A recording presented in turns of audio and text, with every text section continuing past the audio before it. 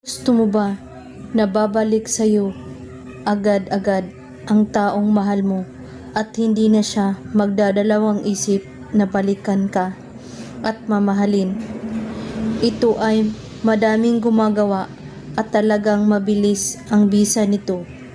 Ang kailangan lamang dito ay ang kanyang damit na gamit or sinuot na niya na di pa nalalabhan. Puting kandila, papel, panulat at larawan niya. Sindihan ang kandila at ilagay sa inyong harapan.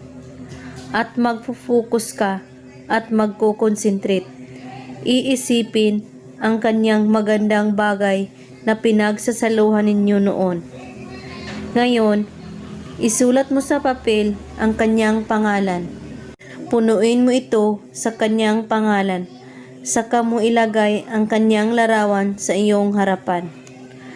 At pagkatitigan mo ito ng husto, saka ipikit mo ang iyong mga mata.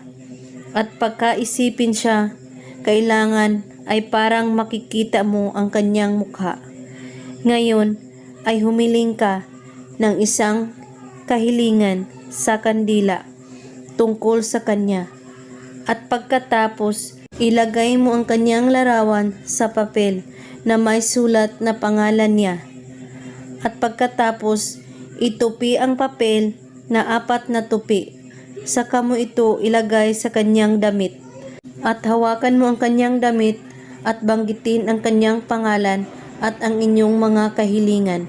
Saka ihampas ito ang damit niya sa inyong haligi ng bahay ng 3 beses. Kada hampas, banggitin ang kanyang pangalan at ang iyong kahilingan. At pagkatapos, itupi ang damit at hayaan ang larawan na sa loob ng damit. At ilagay ito sa ilalim ng iyong unan. At tulugan mo ito ng 3 gabi. At pagkalipas ng 3 gabi, itago ito sa lugar na walang makakakita nito o makakaalam. Gawin lang ito ngayong gabi bago kayo matulog, kahit anong oras at araw. At kung may katanungan po kayo ay magko-comment lang po sa ibaba. Maraming salamat sa panunood. May God bless us all.